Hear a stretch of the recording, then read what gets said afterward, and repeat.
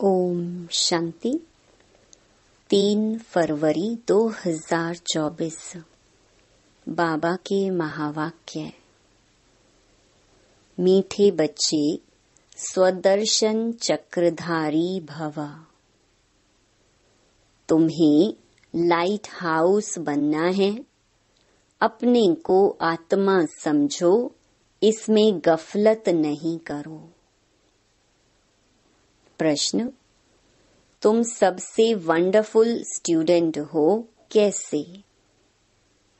उत्तर: तुम रहते गृहस्थ व्यवहार में हो। शरीर निर्वाह के लिए 8 घंटा कर्म भी करते हो, साथ साथ भविष्य 21 जन्मों के लिए भी 8 घंटा बाप समान बनाने की सेवा करते हो।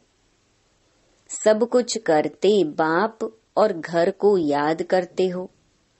यही तुम्हारी वंडरफुल स्टूडेंट लाइफ है।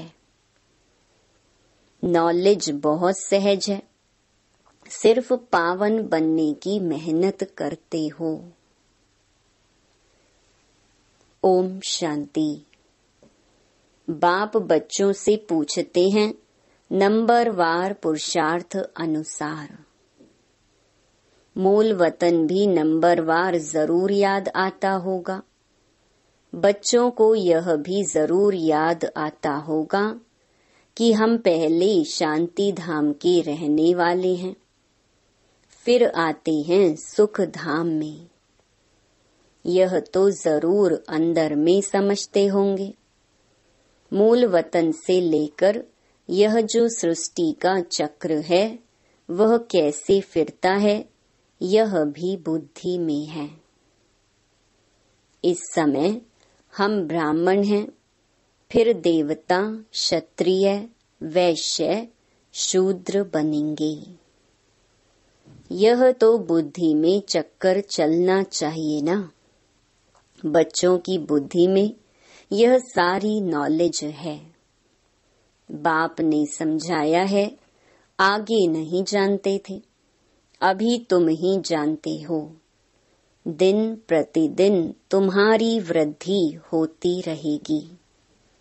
बहुतों को सिखलाते रहते हो, जरूर पहले तुम ही स्वदर्शन चक्रधारी बनेंगे। यहाँ तुम बैठे हो, बुद्धि से जानते हो वह हमारा बाप है। वो ही सुप्रीम टीचर है, सिखलाने वाला। उसने ही समझाया है हम 84 का चक्कर कैसे लगाते हैं। बुद्धि में जरूर याद होगा ना। यह बुद्धि में हर वक्त याद करना है। लेसन कोई बड़ा नहीं है, सेकंड का लेसन है। बुद्धि में रहता है कि हम कहाँ के रहवासी हैं, फिर यहाँ कैसे पार्ट बजाने आते हैं। 84 का चक्र है। सतयुग में इतने जन्म, त्रेता में इतने जन्म, यह चक्र तो याद करेंगे ना। अपना जो पोजीशन मिला है, पार्ट बजाया है, वह भी जरूर बुद्धि में याद रहेगा। कहेंगे हम यह डबल सिरताज थे, फिर सिंगल ताज वाले बने। फिर सारी राजाई ही चली गई, तमो प्रधान बन गए। यह चक्र तो फिरना चाहिए ना, इसलिए नाम ही रखा है स्वदर्शन चक्रधारी। आत्मा को ज्ञान मिला हुआ है, आत्मा को दर्शन हुआ है। आत्मा जानती है हम ऐसे ऐसे चक्र लगाते हैं। अब फिर जाना है घर। बाप ने कहा है मुझे याद करो तो घर पहुंच जाएंगे। ऐसे भी नहीं है कि इस समय तुम उस अवस्था में बैठ जाएंगे। नहीं, बाहर की बहुत बातें बुद्धि में आ जाती हैं। किसको क्या याद आता होगा, किसको क्या याद आता होगा। यहाँ तो बाप कहते हैं और सब बातों को समेट एक को ही याद करो। श्रीमत मिलती है उस पर चलना है। स्वदर्शन चक्रधारी बनकर तुमको अंत तक पुरुषार्थ करना है। पहले तो कुछ पता नहीं था, अब तो बाप बतलाते हैं। उनको याद करने से सब कुछ आ जाता है। रचयिता और रचना के आदि मध्य अंत का सारा राज बुद्धि में आ जाता है। यह तो सबक पाठ मिलता है, उसको तो घर में भी याद कर सकते हो। यह है बुद्धि से समझने की बात। तुम वंडरफुल स्टूडेंट हो। बाप ने समझाया है 8 घंटा आराम भी भल करो, 8 घंटा शरीर निर्वाह के लिए काम भी भल करो। वह धंधा आदि भी करना है। साथ में यह जो बाप ने धंधा दिया है आप समान बनाने का, यह भी शरीर निर्वाह हुआ ना। वह है अल्पकाल के लिए और यह है 21 जन्म शरीर निर्वाह के लिए। तुम जो पार्ट बजाते हो उसमें इसका भी बहुत भारी महत्व है। जो जितनी मेहनत करते हैं उतनी ही फिर बाद में भक्ति में उनकी पूजा होती है। यह सब धारणा तुम बच्चों को ही करनी है। तुम बच्चे पार्टधारी हो।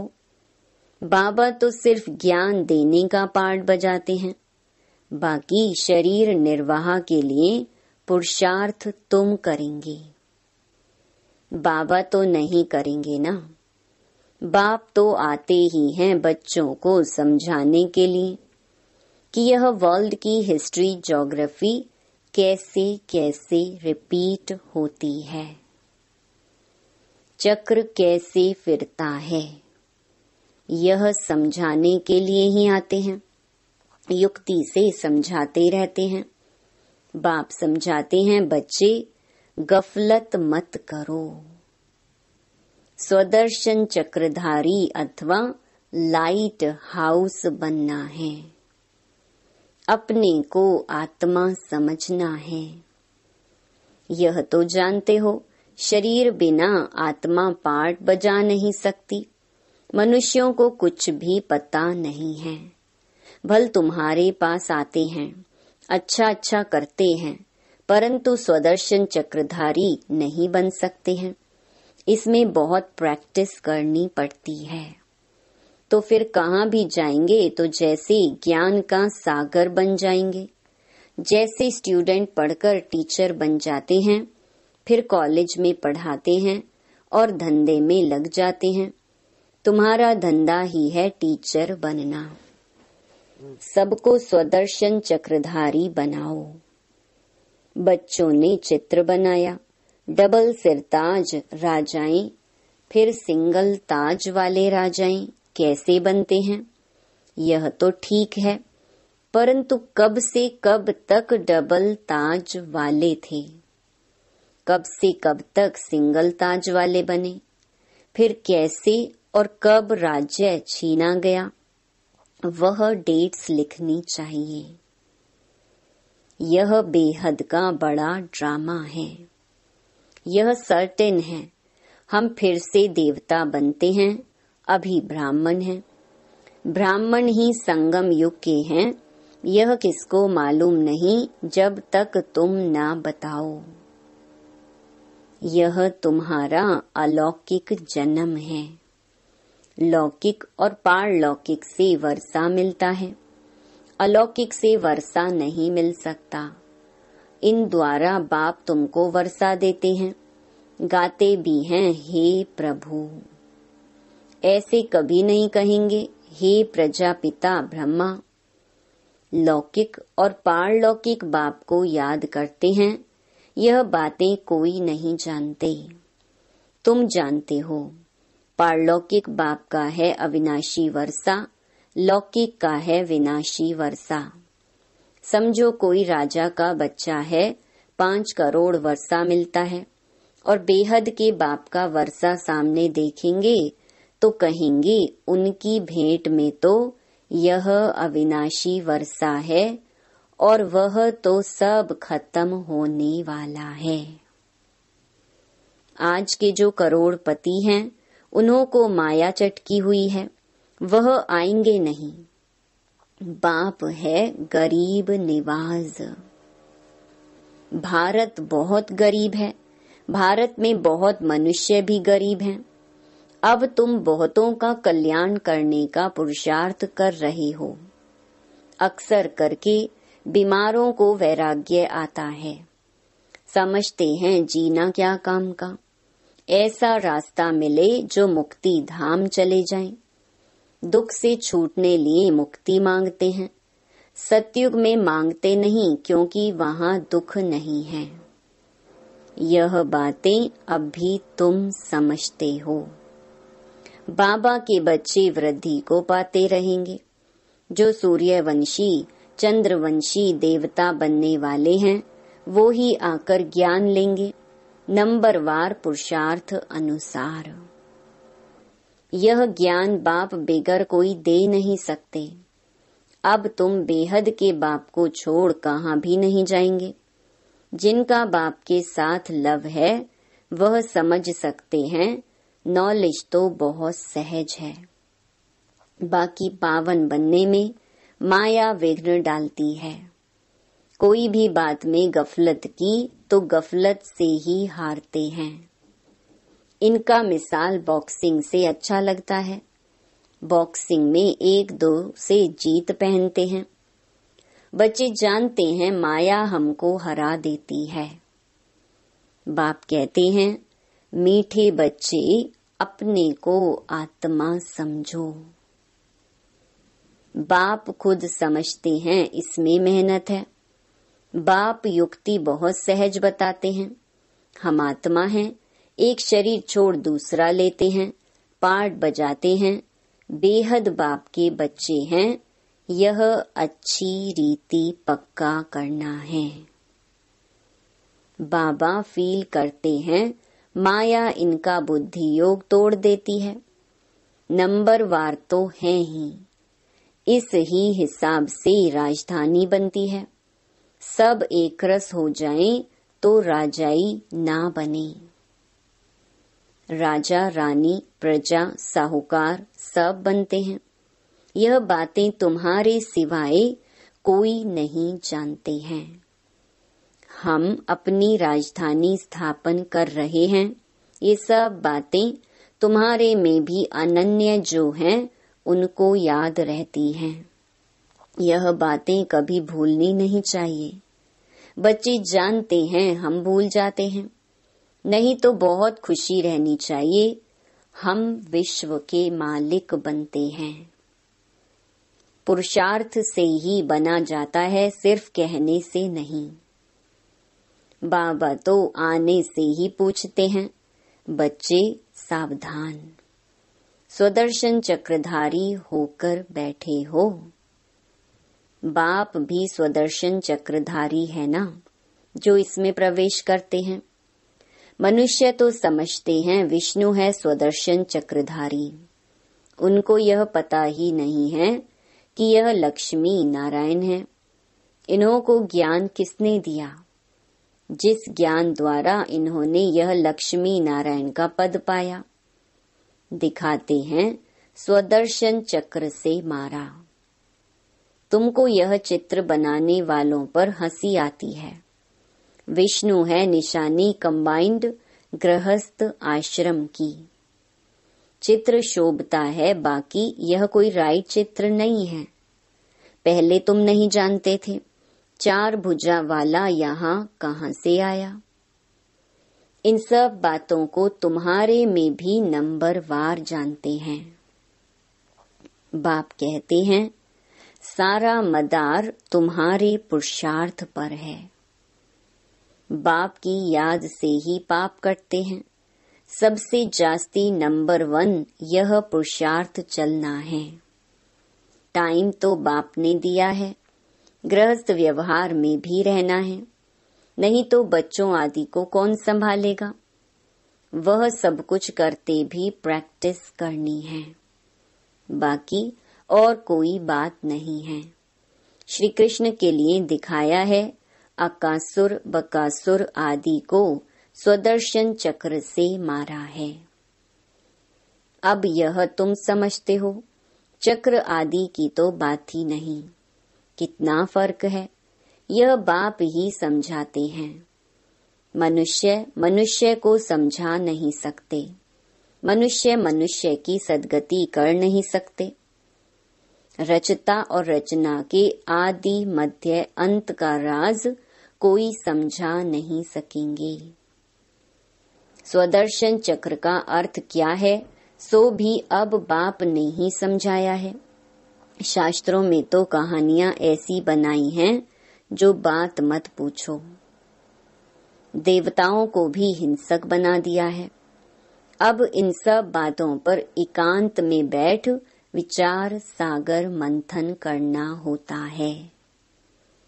रात्रि को जो बच्चे पहरा देते हैं, उन्हें टाइम बहुत अच्छा मिलता है, वह बहुत याद कर सकते हैं।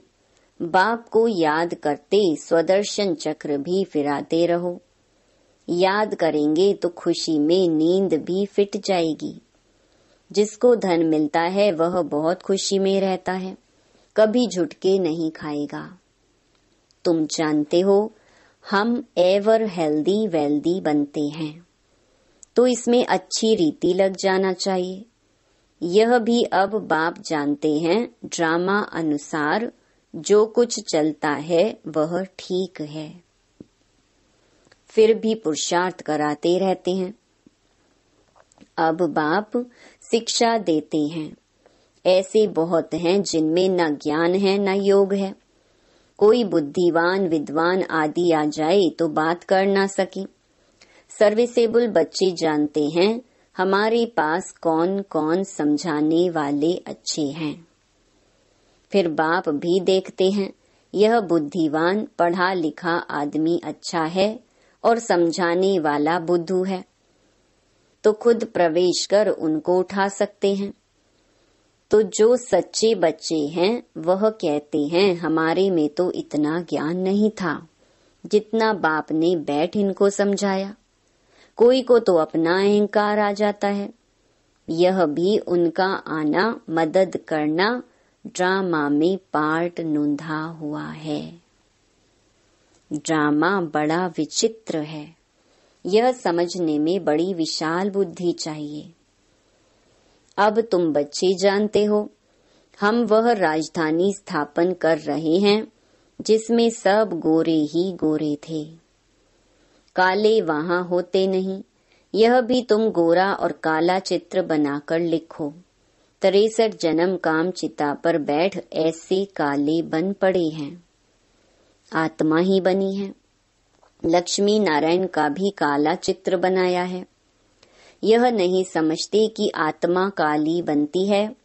यह तो सत्यों के मालिक गोरे थे, फिर काम चिता पर बैठने से काले बनते हैं।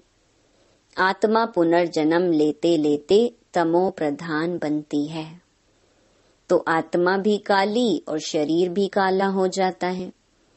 तो हंसी हंसी में पूछ सकते हो, लक्ष्मी नारायण को कहाँ काला कहाँ गोरा क्यों दिखाया है? कारण ज्ञान तो है नहीं। श्री कृष्ण ही गोरा फिर श्री कृष्ण ही सांवरा क्यों बनाते हैं? यह तो तुम अभी जानते हो, तुमको अभी ज्ञान का तीसरा नेत्र मिला है। अच्छा, मीठे मीठे सिकिलधे बच्चों प्रति माता पिता बाप दादा का याद प्यार और गुड मॉर्निंग। रूहानी बाप की रूहानी बच्चों को नमस्ते। धारणा के लिए मुख्य सार। पहला, खुशी से भरपूर रहने के लिए एकांत में बैठ मिले हुए ज्ञान धन का सिमरन करना है। पावन व सदा निरोगी बनने के लिए याद में रहने की मेहनत करनी है। दूसरा, बाप समान मास्टर ज्ञान सागर बन सबको स्वदर्शन चक्रधारी बनाना है, लाइट हाउस बनना है। भविष्य 21 जन्म के शरीर निर्वाह के लिए रूहानी टीचर जरूर बनना है। वरदान त्रिकालदर्शी स्थिति द्वारा तीनों कालों का स्पष्ट अनुभव करने वाले मास्टर नॉलेजफुल भव। जो त्रिकालदर्शी स्थिति में स्थित रहते हैं वह 1 सेकंड में तीनों कालों को स्पष्ट देख सकते हैं। कल क्या थे, आज क्या हैं और कल क्या होंगे, उनके आगे सब स्पष्ट हो जाता है। जैसे कोई भी देश में जब टॉप पॉइंट पर खड़े होकर सारे शहर को देखते हैं तो मजा आता है। ऐसे ही संगम युग टॉप पॉइंट है। इस पर खड़े होकर तीनों कालों को देखो और फलक से कहो कि हम ही देवता थे और फिर से हम ही बनेंगे। इसी को कहते हैं मास्टर नॉलेजफुल। स्लोगन हर समय अंतिम घड़ी है, इस स्मृति से एवर रेडी बनो। ओम शांति।